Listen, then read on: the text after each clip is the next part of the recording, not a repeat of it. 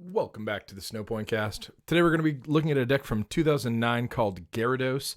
Gyarados got top 8 at the World Championships in 2009. A player from France named Fabien Gagné got top 8 with it. Honestly, I took a look at his list and I thought it was pretty subpar. To be fair, Gyarados was a pretty new archetype and the players at the time didn't really know how to build Gyarados, but in the years after, like in 2010 and even into 2011, Gyarados was still a really strong archetype, and a lot of things were discovered that the players in 2009 didn't know at the time. So I changed the list around a lot. Fabien's list was playing like a Claydol line and Call Energy and just like a bunch of slots that I think could be dedicated to better cards, and we're going to go over that list that I made. So let's get right into it. Starting off with 4 Magikarp. Magikarp has got 30 HP, which is really bad. Single retreat and a weakness to lightning. So Sea Spray is the first attack for free. Flip a coin until you get tails. For each heads you draw a card. Definitely a decent first attack. And it's free, which is even better because this deck plays 3 energy total and no waters. So definitely a decent first attack for this deck especially. And you also play 3 Gyarados. So this is your main attacker in the deck. Gyarados has got 130 HP, 3 retreat, a resistance to fighting, and a weakness to lightning. Tail Revenge is the only attack that you're going to be using, but it's a really, really good attack. So for free, this attack does 30 damage times the number of Magikarp in your discard. So you have 1 Gyarados out, and then you have 3 Magikarps in the discard, and you're swinging for 90 for free. And then as soon as you start adding like plus powers and bat drops, it's really easy to start taking fast knockouts for free, which is like really, really strong. And 130 HP is really tanky as well, so it makes sense why this archetype is such a good archetype. Deck also plays 4 Sableye. So Sableye is a really important part of your setup in this deck. Sableye's got 60 HP, a single retreat, a resistance to colorless, and no weakness. So the Pokebody that it has is very, very good. So Overeager, if you start Sableye, you just get to go first. You get to ignore the coin flip, which is like really good because of Impersonate. So Impersonate is another free attack. This deck has a lot of free attacks.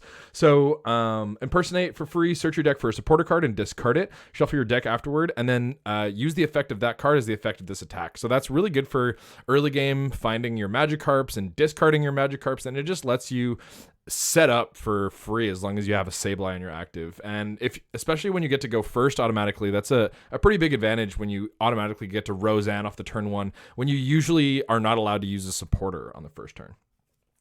Okay, so getting into some of the tech Pokemon, you play 2 Crobat G. So Crobat G's got 80 HP, free retreat, a resistance to lightning, and a weakness to lightning.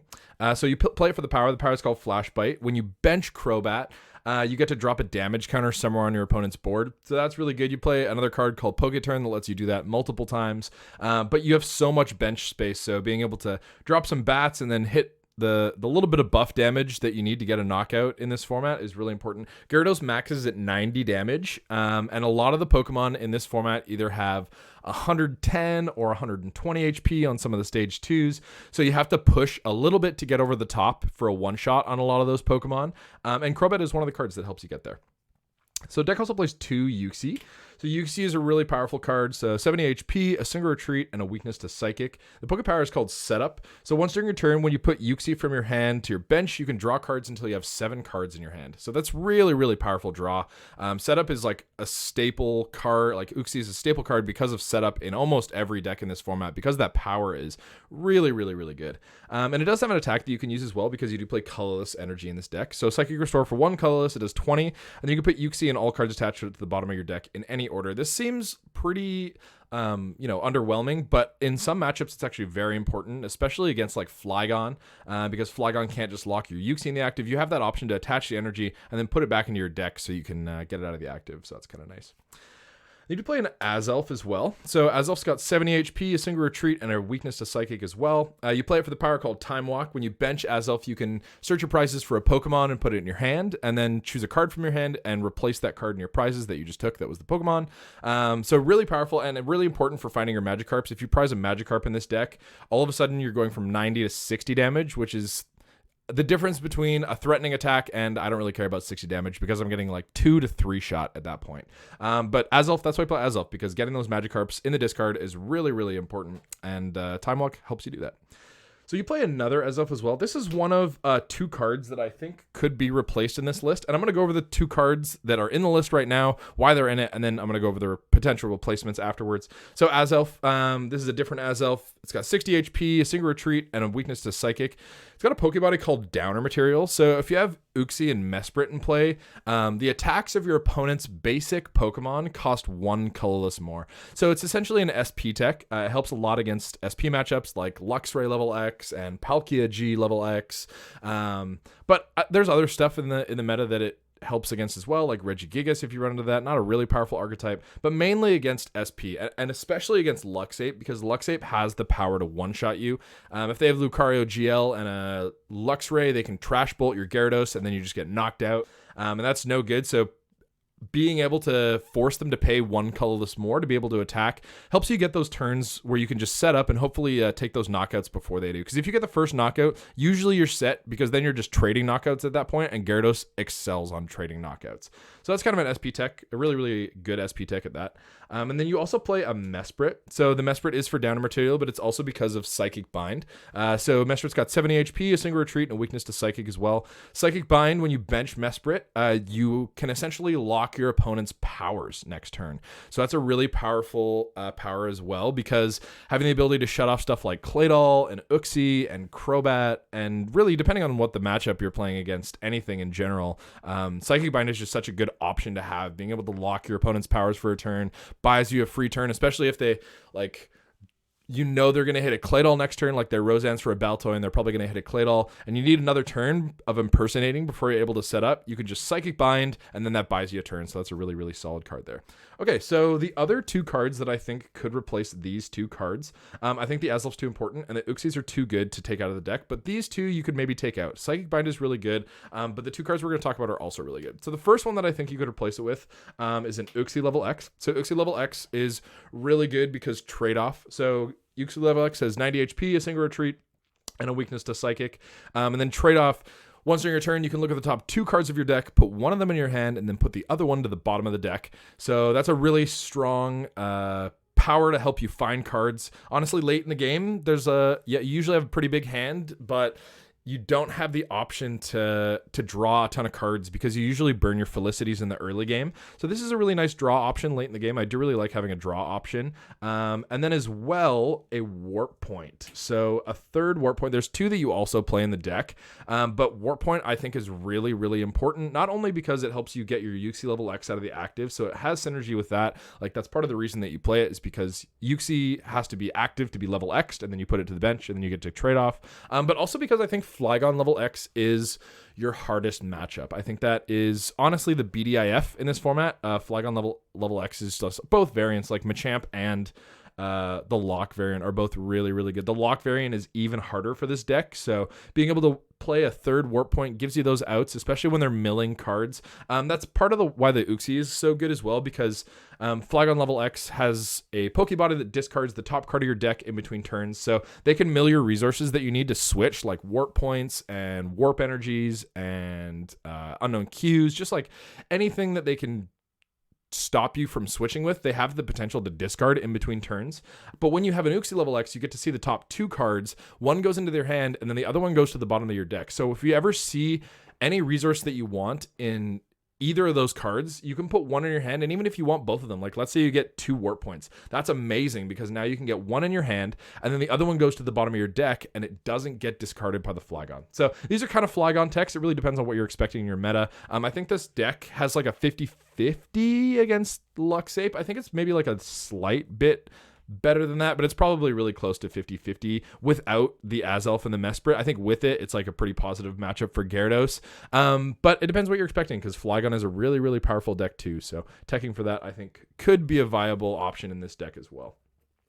Okay, so you also play a Regice. Regice is a super solid card in this deck. So it's got 90 HP, 3 retreat, and weakness to metal. So you play it for the power called Regimove. Once during your turn, before you attack, you can discard 2 cards from your hand, and then if your opponent has a basic Pokemon in their active, you can force them to switch it.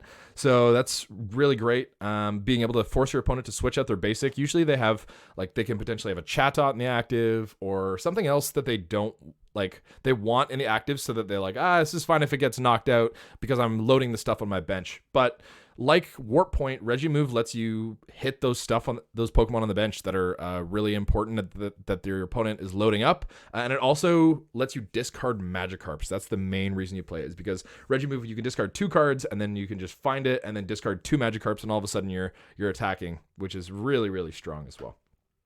So you can play an Unown Q as well. So Unown Q's got 30 HP, a single free retreat actually, and a weakness to Psychic. So Quick is the power, and Quick works something like this. So let's say this is my bench, and I have an Unown on my bench, and I have a Mesprit in my active. I can activate Quick, it's a power, and now all of a sudden Unown Q becomes a Pokemon tool. So I can attach Unown Q to one of my Pokemon, I'm going to attach it to Mesprit, and now Mesprit has free retreat because if it has, whatever Pokemon Unown Q is attached to pays 1 colorless less to retreat. So I can just do that and then attach and retreat for free. This is great because a lot of your Pokemon have single retreat in this deck. Uxie, all of your sprites, Sableye, Magikarp, literally anything that you're like, wow, I really don't want this in the active, I want to switch it for something else. You get to do that with Unown Q, and it just keeps you mobile. You have to have a Sableye in the active at one point, a lot of games. So being able to switch that out of the active is a really solid asset. Okay, so getting into some of the trainer cards, starting off with 4+ power. I'm going to do a quick shout out here because I've been working on this list for a little while, but this part of the list in particular, the 4+ power, my roommate and buddy Trevor Reed, we were working on this list together, and we were testing it, and he's like, yeah, what if you just, like, we didn't have plus power on the list, and he's like, what if you just had like 4 more plus power? Like, I feel like you would have knocked me out like a lot more if you did that. And we already had a pretty close game. So I was like, you know what? That's a solid idea. And I tested it, and it ended up being really, really good. I think that you can't play the deck without plus power right now, actually, because in this format, there's not a ton of damage buffs. Like, you have Crobat, you have Poketurn, but other than that, like, and Buck's training, there's not a ton of stuff that buffs your power, and that's a really important part of this deck. So plus power is a really good asset. It just buffs your power by 10. Slap on 2, and then you're hitting 110, killing like a Luxray level X or an Infernape level X. Actually, you kill that before that because it's weak to water. But yeah, plus power is a really, really solid card. And speaking of damage buffs, you also play 4 Poketurn. So Poketurn is really good. It just lets you pick up your Crobat again and then bench your Crobat again. Just same thing as plus power. It lets you have another damage out. Damage outs are really good because as long as you're swinging for 1-shots, you have to do that 6 times and then you win the game. So being able to do that a lot is really, really powerful, and it's kind of the point of the deck. You play 4 Super Scoop Up as well. Super Scoop Up has a couple of uses. So flip a coin. If heads, return one of your Pokemon and all cards attached to it to your hand. So this is great for healing Gyarados. If you have a broken time space out, then you can just pick it up and then drop it all down again. It's great for picking up a Crobat again. You can use Crobat multiple times to Super Scoop Up. It has kind of a hidden asset against Flygon as well. If you have like a Sableye on your field because you had to use it to set up, it's a really big liability later in the game because they can just, especially against the lock variant, they can just lock your Sableye active and mill you for game. But Super Scoop Up gives you an out to get that right off the field and put it back in your hand. And then you can discard it or keep it in your hand, do whatever you want. As long as it's off the field, it's not a liability anymore. So that's kind of a cool part about Super Scoop Up. You can also pick up Uxie, Mesprit, Azelf if you prize 2 Magikarp. Regice, you can pick up Regice and then use Regice again twice in a turn. Like, there's a lot of cool assets that Super Scoop Up provides in this deck, and it really depends on what your hand and board looks like for what you need it for. And then you play 3 Time Space Distortion as well. This is another kind of funky part about the list, and I think that some people will be like, oh, Time Space Distortion, why aren't you playing Pokemon Rescue? And I think that that's like a valid argument, but also at the same time, I think that it would be not the best argument because Time Space Distortion, you flip 3 coins for each heads, search your discard pile for a Pokemon, show it to your opponent, and put it in your hand. So it's good for a couple of reasons. First of all, you need a lot more Gyarados recovery in this deck compared to like future Gyarados decks because Expert Belt isn't a thing in this format yet. So you need a lot of Pokemon recovery, and getting your Gyaradoses back is almost as important as finding your Magikarps, just because you usually have to attack with 6 for a game. Like, optimally you want to attack with 6 and you want to force your opponent to knock out 6 Gyarados. It doesn't usually end up being like that. It usually ends up being like 4, sometimes 5. But Time Space Distortion helps you get those Pokemon back, and it helps you get those Gyarados back as well. Something that I found really useful with Warp Point, because this deck plays 2 to 3 Warp Point if you decide to play the 3rd tech. If your opponent ever Warp Points you, or if you want to Warp Point something to the active and just like sacrifice it, you can sacrifice a Crobat and then recover it with Time Space Distortion or Pokemon Rescue, and then you get to reuse the Crobat. So that's really nice. You can do that with Uxie or Mesprit as well. It really depends on what your board looks like and what you want to do. But I think that the odds that you're going to get 3 tails is so unlikely that I mean, it happens, but I think the asset of being able to recover potentially a Magikarp and a Gyarados within one item instead of a Pokemon Rescue, which guaranteed can only get one of the two, is worth playing 3. And it's not like you don't play Pokemon Rescue. Like, you do play 2 Pokemon Rescue because the card's good. And again, the Pokemon recovery is just really important because of Expert Belt not being a thing in this format, and you have to fight with more Gyarados. So 3 times Space Distortion and 2 Pokemon Rescue. Pokemon Rescue says search your discard pile for a Pokemon, show it to your opponent, put it in your hand. Really important for recovering Magikarps, but again, it can be used for getting Crobats, Uxies, literally whatever. Pokemon recovery is just really, really important in this deck. Okay, so you need to play those 2 War Points as well that I was talking about earlier. So War Point, your opponent switches one of his or her active Pokemon with one of his or her bench Pokemon. So really, really good. Forces your opponent out of the active and lets you kill something on their bench. A lot of times, like if your opponent is playing Flygon, they'll have like a Flygon level X in the active. It's got 140 HP, which you might not always have the numbers for. Like, you might be short on hitting 140 because that's a pretty tall order. But War Point lets you just say, hey, I'm going to War Point and then give me something on your bench that I can KO. And a lot of the times your opponent just does that. So really solid card. And I think that the third one really is warranted, especially if you're afraid of Flygon, and validly so. Like, Flygon is a really tough matchup for this deck, so I think that a third War Point could be really good. And the 2 are really, really good that I've been testing. So we also play 2 Luxury Ball. This seems kind of bad, but it's not. So Luxury Ball says search your deck for a Pokemon, excluding Pokemon level X, show it to your opponent and put it in your hand, and then shuffle your deck afterward. So it searches for everything except for the Uxie if you decide to play the Uxie. And the reason that you play 2, so the downside of Luxury Ball is if you already have one in your discard, then you can't play Luxury Ball. So kind of doesn't make sense to play 2 to some people, but it really does make sense because you need to find Magikarps early and you need to find Regice early. You need to find Pokemon to discard your Magikarps early, because as soon as you can get Magikarps in your discard, the earlier you can be aggressive and start taking prizes. And also the second one doesn't matter because you play 4 Felicity's drawings, which we're going to get to in just a second. But essentially what Felicity's does is it discards useless cards from your hand, like Sableye's in the late game, and anything you don't need in a matchup like Azelf, MD, or whatever. You can just chuck that extra Luxury Ball, and the odds of you finding a Luxury Ball on turn 1 go up significantly if you're playing 2 instead of 1. And it's just, I find that the games that I start a Luxury Ball in my hand I'm just like, every single time I'm like, oh, this is perfect. I'm chilling right now. I need an Uxie, I need a Sableye, I need a Magikarp, I need a Regice, whatever. I can just find it. It's a really, really solid card to keep the deck flowing. And I think it's really important to the deck as well. Okay, so getting to the stadiums, we play 3 Broken Time Space. So Broken Time Space is literally broken. It lets you evolve as many times as you'd like during your turn. So that's why Super Scoop Up is so good, because you can just be attacking with the Gyarados. They hit you, you Super Scoop Up, hit the heads, scoop them back, put them back down, and start attacking again. And then also it's important because you need to have 3 Magikarp in the discard and then a 1/1 Gyarados to be attacking.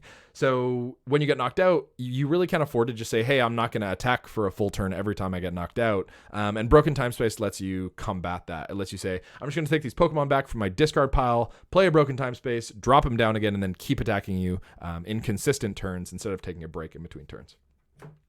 Okay, so getting to the supporter cards, we play 4 Felicity's Drawing. 4 Felicity's Drawing is super staple to every Gyarados deck. It's really, really important.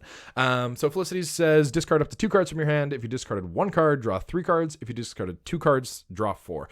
So this is obviously really good for discarding Magikarp, and that's the reason that you play 4, but it's also really good at thinning later in the game because there is some hand disruption in this format. Not a ton, but there is some. So being able to discard Sableye because Sableye is useless later in the game, being able to discard Azelf MD, or really like anything that you're like, I don't need to use this, but it's just stuck in my hand. You can just discard it and then it's not an issue. So really, really solid card in this deck and definitely staple. Speaking of staple, we got 4 Roseanne's Research. Really solid card as well. So Roseanne says, search your deck for up to 2 in any combination of basic Pokemon and basic energy cards. Show them to your opponent and put them in your hand. So this is great for finding literally anything. It helps you get, like, let's say you have any starter that's not Regice. If you have a Roseanne in your hand, you can get Q Sableye, and then all of a sudden, even if your hand is dead other than the Roseannes, and it's full up so you can't even get an Uxie and draw some cards, you can just get Unknown Q Sableye, and then boom, you're impersonating for more supporters and setting up. So really solid card and just a great setup card in this format, really. You can play 2 Bebe Search as well. So Bebe Search, Choose a card from your hand, put it on top of your deck, and then search your deck for a Pokemon and put it in your hand. So this is really good for finding Gyarados. It's one of your only Uxie level X outs too, if you decide to play the Uxie. Luxury Ball also helps you find Gyarados, but being able to play as a porter and being able to impersonate for a Bebe search and then guaranteed finding a Gyarados in your hand is a really solid card, a really solid part about Bebe search that you can impersonate for it.